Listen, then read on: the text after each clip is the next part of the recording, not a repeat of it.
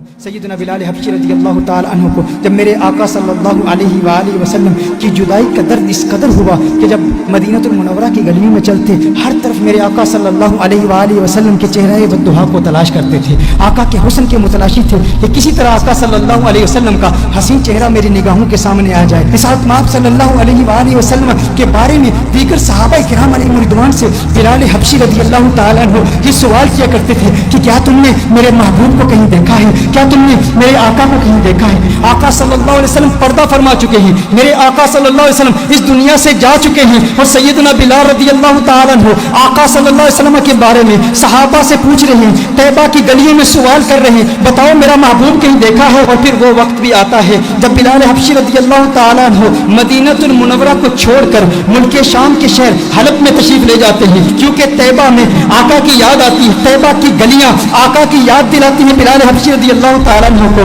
بلال حبشی ملک شام کے شہر حلب میں چلے جاتے ہیں، ایک سال حلب میں گزارتے ہیں، اور پھر ایک وقت ایسا آتا ہے قسمت انگڑائی لیتی ہے، مدینے والے کا دیدار کرتے ہیں، آقا خواب میں تشریف لاتے ہیں، خواب میں آ کے آقا بلال حبشی سے فرماتے ہیں، ہے میرے بلال میرے شہر کو کیوں چھوڑ دیا؟ ہے میرے بلال میری یاد نہیں آتی، مجھ سے ملنے کا جی نہیں کرتا، کیا تم مجھ سے ملنا نہیں چاہتا؟ بلال حبشی رضی اللہ تعالیٰ عنہ رات کے وقت آنکھ کھلتی ہے، بے چین ہو جاتے ہیں، فوراً بلال حبشی اٹھتے ہی اونٹی پر سوار ہو کے مدینہ المنورہ پہنچ جاتے ہیں، مدینہ المنورہ کے در و دیوار کو دیکھتے ہیں، آقا کو تلاش کر رہی ہے بلال حبشی کی آنکھیں کہ آقا کہاں ہیں؟ خواب میں آ کے آقا نے بلایا تھا، پھر حجروں میں چلے جاتے ہیں، آقا کو تلاش کرتے ہیں، آقا نظر نہیں آ رہے، پھر بلال حبشی فوراً آقا کے قبر انور پر چلے جاتے ہیں، قبر انور پر رو رو کے کہتے ہیں، آقا غلام حاضر ہے، لبیک یا سیدی لبیک یا رسول اللہ۔ آقا دیکھیے آپ کا غلام آ گیا، آپ کا عاشق آ گیا،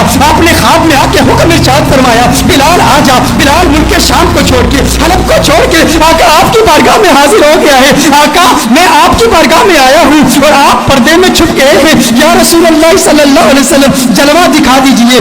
اس کے فوراً بعد ایک کیفیت طاری ہوتی ہے، ایسی وجدانی کیفیت طاری ہوتی ہے کہ بلال حبشی بے ہوش ہو کر گر پڑتے ہیں۔ بہت دیر کے بعد صحابہ کرام علیہم رضوان بلال حبشی کو اٹھا کر باہر لے جاتے ہیں، جب باہر لے جاتے ہیں بلال حبشی آنکھ کھولتے ہیں، اس وقت مدینہ المنورہ کی گلیوں میں ہر طرف شورا ہے، ہر طرف ایک ہی شور ہے، سنا ہے بلال حبشی لوٹ کے آ گئے ہیں، سنا ہے آقا کا غلام لوٹ کے آ گیا ہے۔ چشمے تصور سے تخیل باندھیے ان گھڑیوں کا کہ جب مدینے کے باسیوں نے بلال حبشی کی اذانیں سنی تھی، آقا کی موجودگی میں سنی تھی، ہر طرف ایک ہی چرچا ہے بلال حبشی آ گئے ہیں۔ اب لوگ چاہتے ہیں بلال حبشی کی زیارت کریں کہ آقا کے جانے کے بعد، آقا کے پردہ فرمانے کے بعد، آقا کی جدائی کے بعد بلال حبشی کو کسی نے دیکھا نہیں تھا، ایک سال کے بعد بلال حبشی واپس آئے، اب ہر شخص آتا ہے مسجد نبوی شریف میں بلال حبشی کا دیدار کرتا ہے، اور پھر صحابہ عرض کرتے ہیں، ہے بلال ذرا اپنی آواز تو سنا دیں۔ میرے بھائیو، جب انسان کو کسی سے پیار ہوتا ہے،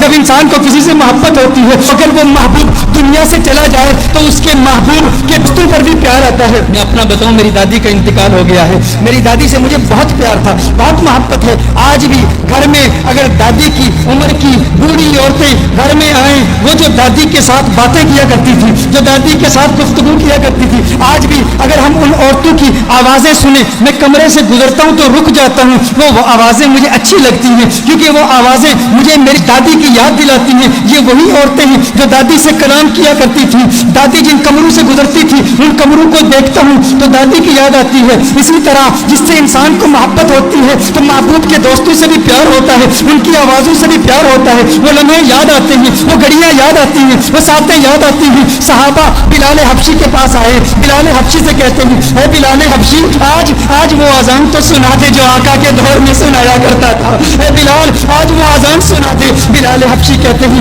اے صحابہ میرے بس کی بات نہیں ہے، مجھ کو معاف کر دو، کیونکہ جب وہ اذان سناتا تھا تب اشہد ان محمد رسول اللہ صلی اللہ علیہ وسلم پڑھتا تھا، چہرہ والضحا میری نگاہوں کے سامنے ہوتا تھا۔ آج اگر اذان پڑھوں گا آقا کا چہرہ کیسے دیکھوں گا؟ آقا کا چہرہ نظر نہ آیا، میرے لیے ناقابل برداشت ہے، میں برداشت نہیں کر پاؤں گا۔ صحابہ نے کہا ایک ہی ترکیب ہے، ایک ہی طریقہ ہے، آج بلال کسی کی نہیں سنے گا، لیکن دو شہزادے ایسے بھی ہیں جن سے آقا کو پیار ہے۔ آقا نے فرمایا جس نے ان سے پیار کیا اس نے مجھ سے محبت کی، جو ان کا دشمن وہ میرا دشمن، وہ کون ہے؟ وہ نواسے ہیں محمد عربی کے، وہ آقا کے نواسے ہیں۔ کہا ہے بلال حبشی آج ہماری ان شہزادوں کی تو سن لو. صحابہ حسنین کریمین کے گھر جاتے ہیں, حسنین کریمین کو بلا کے لاتے ہیں. امام حسین ہیں, بلال حبشی ہیں. امام حسین بلال حبشی کا ہاتھ پکڑتے ہیں. اے بلال دیکھ آقا کا نواسا آیا ہے. اے بلال ایک مرتبہ وہ آزان سنا دے, مجھے میرے نانا کی یاد ستا رہی ہے. بلال حبشی امام حسین کو اٹھا کے اپنی گود میں رکھ لیتے ہیں اور کہتے ہیں ہے میرے آقا کے شہزادوں, میں تمہاری بات کیسے ٹال سکتا ہوں, تمہاری بات کیسے رد کر سکتا ہوں. میں سناؤں گا آزان, بتاؤ کہاں سناؤں. امام حسین بلال حبشی کے ہاتھ کو پکڑ کے فوراً مسجد میں لے جاتے ہیں. کہا اس مسجد کی چھت پہ کھڑے ہو کے آزان سناؤ. اب بلال حبشی آزان پڑھتے ہیں. طیبہ کی گلیوں میں بلال حبشی کی وہ آواز گونجتی ہے, اللہ اکبر اللہ اکبر اللہ اکبر اللہ اکبر, اشہد ان لا الہ الا اللہ اشہد ان لا الہ الا اللہ. مدینہ المنورہ کے بازاروں میں بلال حبشی کی آواز جب گونجتی ہے تو طیبہ کے مکین بچے, بزرگ, نوجوان, مرد, عورتیں سب کمروں سے باہر نکل آتے ہیں. یہ آواز ہمارے لیے آقا کی یاد تازہ کر رہی ہے. دیکھتے ہیں کہ بلال حبشی آ گئے تو ننھے بچے بھی اپنی ماں سے پوچھتے ہیں آقا کے مؤذن تو آگے, آقا کب آئیں گے. ہماری آنکھیں تڑپ رہی ہیں, کب حسن مصطفیٰ کو دیکھ لیں, کب چہرہ ودعا کو دیکھ لیں, کب آقا کے گنگریالے بالوں کو دیکھ لیں. ارے آقا کی سنگت میں چلنے والا غلام تو آ گیا, آقا کب آئیں گے. ادھر بلال حبشی آزان پڑھ رہے ہیں. اشہد ان لا الہ الا اللہ کے بعد جب بلال حبشی اشہد ان محمد رسول اللہ پڑھتے ہیں, دیکھتے ہیں چہرہ ودعا نظر نہیں آیا. بلال بے ہوش ہو کے گر پڑتے ہیں. اس کے بعد جب بلال کی آنکھ کھلتی ہے, اس کے بعد بلال کے لیے مدینہ المنورہ میں رہنا ناممکن ہو گیا. بلال واپس حلب چلے جاتے ہیں.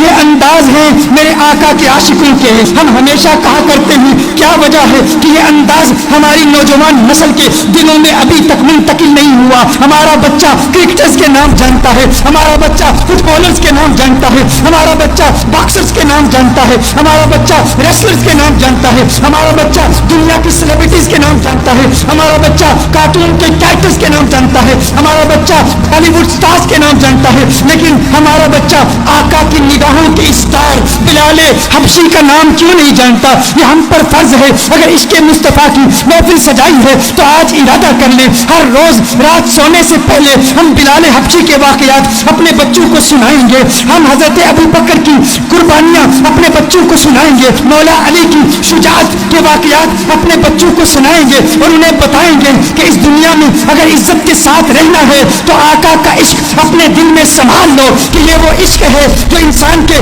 دل میں اگر سما جائے تو انسان اس دنیا میں بھی کامیاب ہے اور اس